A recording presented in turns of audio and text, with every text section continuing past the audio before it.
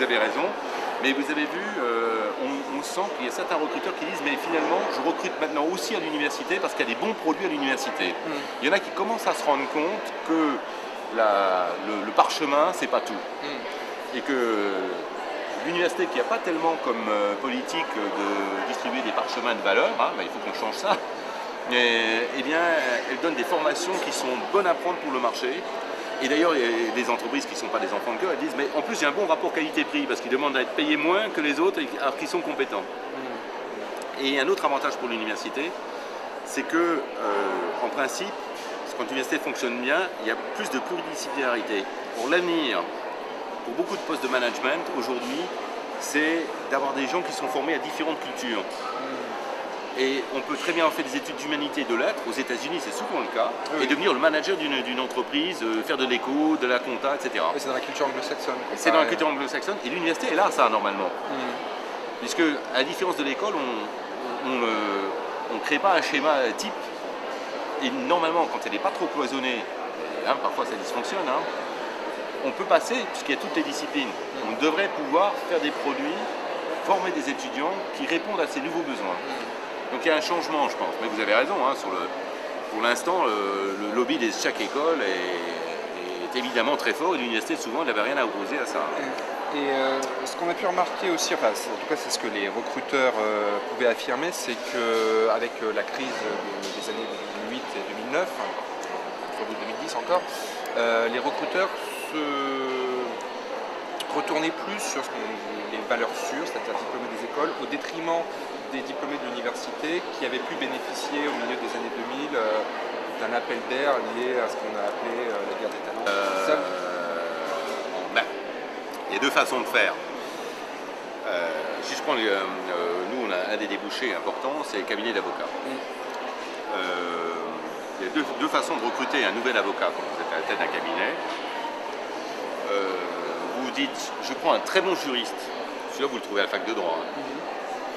Avantage, parfois vous allez trouver vraiment un produit rare. Quelqu'un qui est vraiment formé au droit, qui a fait des cas pratiques, qui réglera, qui donnera un bon avocat. C'est une logique. Hein. Moi, je pense que c'est la bonne logique. Parce qu'à la fin, le client, il est content quand il a un bon service. Vous avez une autre façon de recruter, qui est de dire, ben moi, je veux recruter un avocat qui ait des relations dans les entreprises avec des anciens de son école. Je vais prendre un type qui a fait une grande école de commerce, etc., qui a fait rapidement du droit. Mais ce qui compte pour moi, c'est le carnet d'adresse. On voit bien qu'il y a deux logiques. Hein. Je pense qu'il y a place d'ailleurs pour les deux types d'avocats. Hein. Nous, ce qu'il faut qu'on fasse, c'est qu'il faut qu'on améliore un peu l'aspect que nous n'avons pas fait jusqu'à présent, carnet d'adresse, qui n'existait pas du tout. Donc nous, on a un effort à faire là-dessus. L'aspect emballage. Il faut qu'on... Mais il y a des bons côtés, hein, parce que l'entraide, enfin tout ce que les écoles font tellement bien, mais nous, il faut qu'on crée ça. Et je pense que c'est faisable. Parce que c'est plus facile, je pense, pour vous donner une réponse, c'est plus facile pour les universités de faire ça, je pense, que pour les grandes écoles de faire ce que nous, on fait bien. Vous voyez ce que je veux dire? Donc il y a les avantages et les inconvénients de chacun des schémas. Et nous, on a des efforts à faire sur ces aspects-là. L'insertion, le réseau, le titre, le diplôme, etc. Vous voyez, les remises des diplômes, on n'en faisait pas avant, maintenant on en fait. Hein. Et il y a des professionnels qui sont dans la salle, ils voient les diplômés, il y en a qui donnent leur carte. Avant, jamais à la fac, on aurait fait un truc pareil. Donc nous, on a à faire des efforts là-dessus. Et pourquoi, avant la fac on ne le faisait pas? Ouais.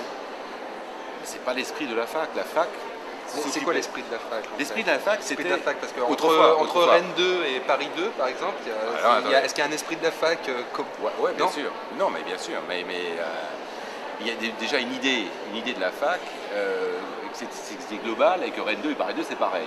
Vous voyez bien que dans la réalité, c'est différent. Mais dans le modèle, dans l'idéal type de l'université, il y a une université. Et d'ailleurs... ce que je disais tout à l'heure, les profs passent de l'une à l'autre indifféremment, etc. Et c'est en train de changer tout ça, parce que c'est vrai que Rennes 2, c'est pas la même chose que Paris 2. Et qu'à Paris 2, on doit faire des choses et faire des diplômes, offrir des diplômes aux étudiants qui ne doivent pas être les mêmes qu'à Rennes 2, parce que les mêmes. Moi j'étais prof, mon premier poste était à Orléans, je peux vous dire qu'on n'a pas besoin des mêmes juristes à Orléans qu'à Paris. Et ça implique de faire des choses complètement différentes. Pourquoi? Parce qu'en fait l'université d'Orléans sera... Il y a des PME, bien sûr. Alors que Paris 2, c'est sera la région parisienne. Et non, mais nous, c'est l'international, c'est évident, il y a tout à Paris. Mais ça ne veut pas dire d'ailleurs que le type diplômé d'Orléans ne trouvera pas plus facilement du boulot que celui diplômé de Paris, hein, parce que les formations, même le contenu des formations est différent. Une PME, elle a besoin d'un mec plus multidimensionnel, avec de la compta, de la gestion, il ne va pas payer un spécialiste de chaque chose. Chez nous, il peut se payer un mec plus spécialisé, etc. etc. Donc, c'est une autre logique. Jusqu'à présent, l'université classique, elle n'était pas du tout dans cette logique-là. Je pense qu'on est à un grand changement d'époque, hein, où il faut reconnaître qu'il faut faire des choses différentes dans les différents endroits, qu'il faut qu'il y ait des filières d'excellence partout, mais différentes. Vous voyez, je vous donne des exemples. À Limoges, je crois qu'il y a un grand centre de droit du sport. Oui, tout à fait. Ouais. Ben, toute l'industrie du sport en France s'alimente à Limoges. Oui, je connais bien. Oui. Vous voyez, ça c'est un exemple. À Bordeaux, il y a un grand centre de droit du vin. À Strasbourg, il y a un grand centre de propriété intellectuelle. Et ce n'est pas des petites choses, hein. Propriété intellectuelle, c'est un des débouchés massifs en droit. Donc, il y a place, et il y a des raisons pour que ça soit comme ça. Hein. Parce que par exemple, la propriété intellectuelle en Europe est dominée par les Allemands. C'est intéressant de former en France des juristes qui parlent à la fois le français et l'allemand. C'est intéressant de faire ça à Strasbourg, etc., etc. Vous voyez ? Donc, on est à un changement d'époque.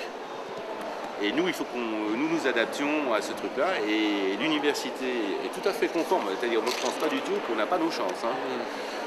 Mais il y a un certain nombre de choses, il faut que nous nous adoptions au nouveau contexte. Et le contexte ne nous est pas défavorable.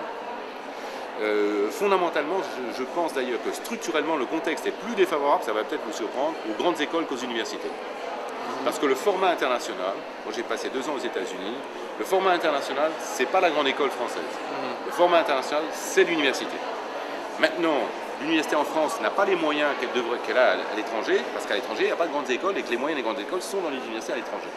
Donc, le fait de vouloir rapprocher les universités et les grandes écoles, c'est une des clés de la réussite du système français futur. Et moi, je crois beaucoup au format universitaire, beaucoup plus qu'au format classe prépa, hiérarchie des grandes écoles, les titres, etc.